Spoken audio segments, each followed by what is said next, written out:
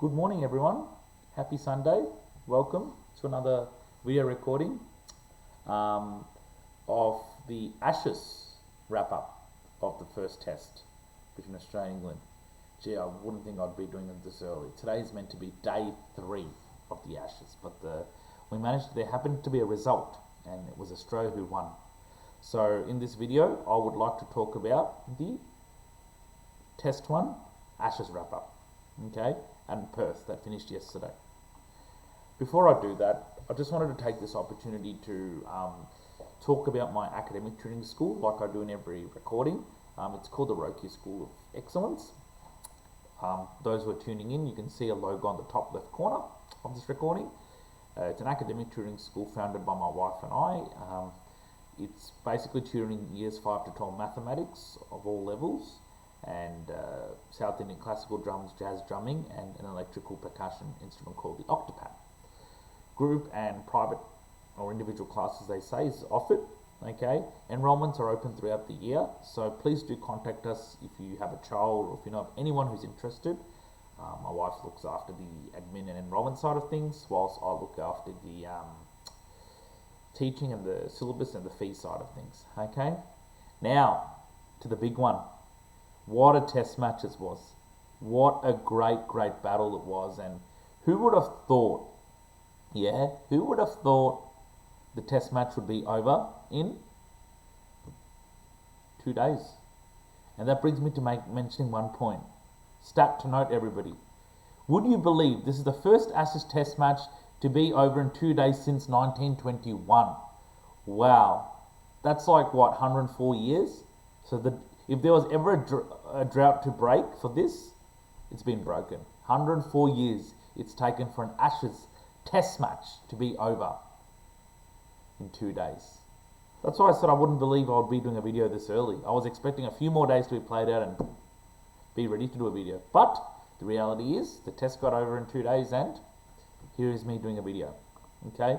Now what I would like to do is I'd like to take this opportunity to do a breakdown or analysis of the performance of both sides, okay, from day 1 till end of yesterday, day 2, okay. So let's break this down. So as we can see, Australia opened the account of the test series, winning their first test match by 8 wickets in Perth, okay. So let's do a step by step or like a innings by innings analysis. So England, except probably Pope and Harry Brook and maybe Smith, everybody else around them were really disappointing, provided no support whatsoever with the bat. So it was a very modest total of 172, and that's great bowling to people like Mitch Starc and Brendan Doggett on debut, and Cam Green. But Starc was the pick of the bowlers. Fantastic, absolutely knocked the top to middle order, and really gave them a hard time. So credit to Mitch Starc. I reckon he's got another few years left till he calls time in career. He's really looking fit. Really doesn't look like slowing down, and look really fantastic bowling. Nathan Light I thought was a little bit quiet, but that's okay. But Perth being a fast bowler, a bouncy wicket, I'm not surprised if spinners don't have much of an impact. Okay.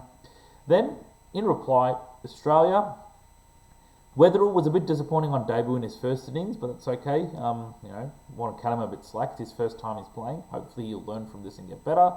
Everybody else pretty disappointing. There was no standout batsman as such. Even the ones who I expected to really get a roll on, like the Labuschagne, Smith, Travis Head, Khawaja, Green, really disappointing. Kerry was okay for his 26, but again, not enough support. And guess what? Would you believe it? They didn't even surpass England's first innings total. So England were really in the driver's seat. You know, they had at least a couple of days to post a good lead and make Australia chase. But unfortunately, if we toggle across, it was an absolute failed batting collapse by England. Look at that. Look at that. 164 all out. Nobody to speak highly about in the batting. Really disappointing. Okay? And I'll put that down to some great bowling by Mitch Starc. Continued from where he left in the first innings. Scott Boland. I've seen this bloke play at BBL level. Nah. I cannot see him getting dropped from the test matches, and not only in the Ashes, but in future test matches anymore, unless he pulls up sore or anything. Brendan Doggett, very good in his debut in the second innings. I thought it was very promising. Green, not much, but it didn't really matter because these 3 strike bowlers were enough to ruin England's second innings big time. And guess what? That just left Australia with just a target of 205 to win. And would you believe it, Travis Head has done it again. It's not the first time he's played a match innings knock in his life. He has done it before. I remember last year in India, versus India in the Adelaide Test match in December, he was the reason he made bowlers like Mohammad Siraj, Jasprit Bumrah and all look second rate. And guess what? He's done it again. 123, literally carried the bat.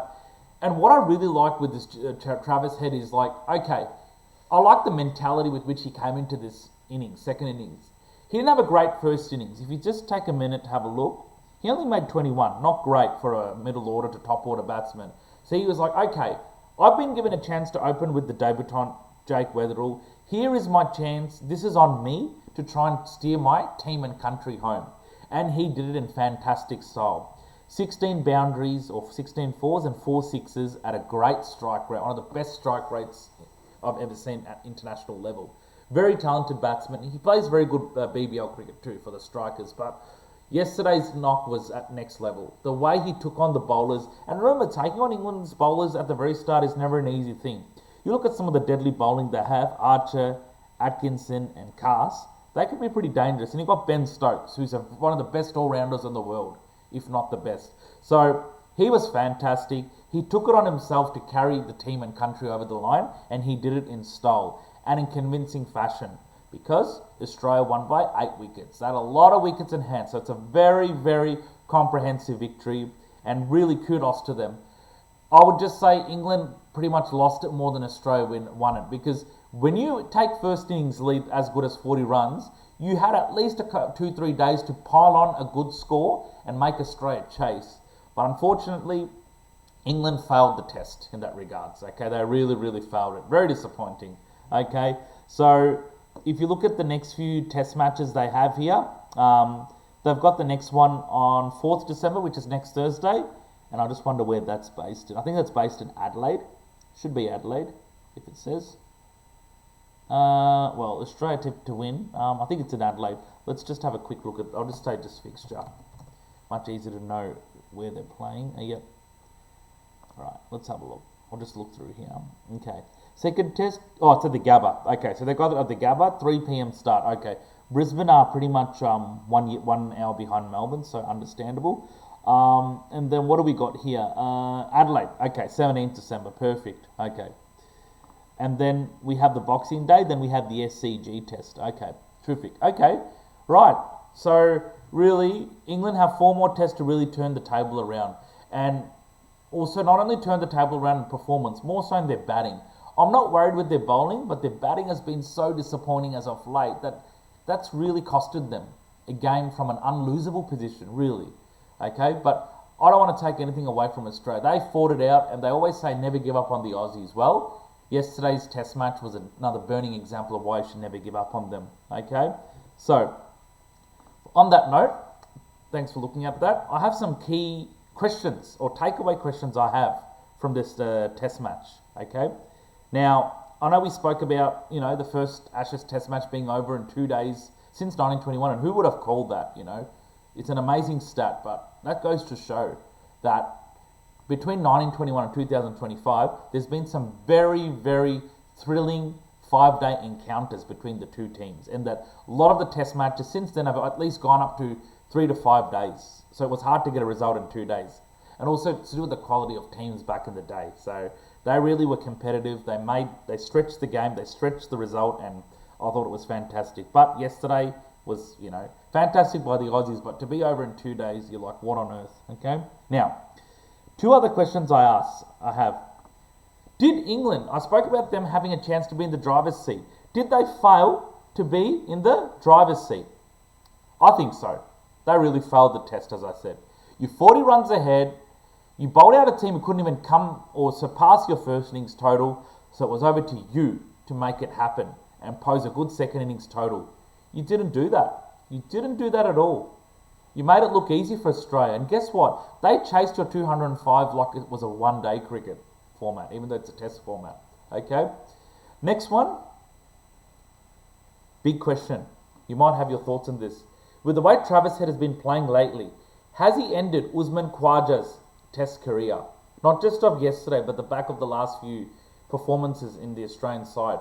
I reckon he has.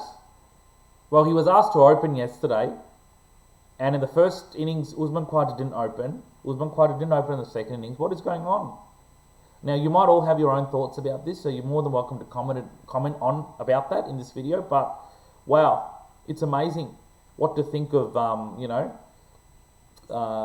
this idea. I won't be surprised if he's ended his career. If he's dropped or if he retires from Test Khawaja, I won't be surprised. Travis Head is the right replacement for Usman Khawaja. He really knows what it means to bat responsibly.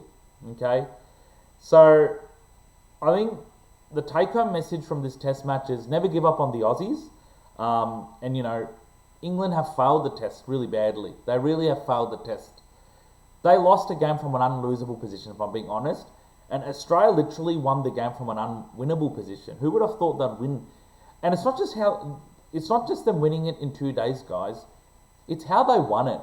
To be able to bowl them out in day 2 and be able to chase down the total so quickly, like as though they're playing one-day cricket, I thought that was really, really fantastic. Okay, so look, feel free to comment your thoughts, guys. I'll probably leave it there. My next video will be about doing a review of the Gabba test, and really next Thursday. I really hope that test goes for more than, not more, at least goes up to 5 days, not like this one, okay? Doesn't matter about the result. I want a little bit more competitive cricket, okay? So feel free to subscribe to this channel if you haven't, and circulate it to friends or families or loved ones who you know might be interested. And next video will be about a review, talking hopefully about a 1-all result, England winning. But look, if Australia go on to win, I won't be surprised either. They'll come into the next Test match with confidence, and England, they'll come with their backs to the ball thinking, what would have, yeah? So comment your thoughts. Feel free to subscribe, and yeah, I'll leave it there, guys. Thank you so much for tuning in. Have a lovely rest of your Sunday, and I'll speak to you next week. Take care and bye for now.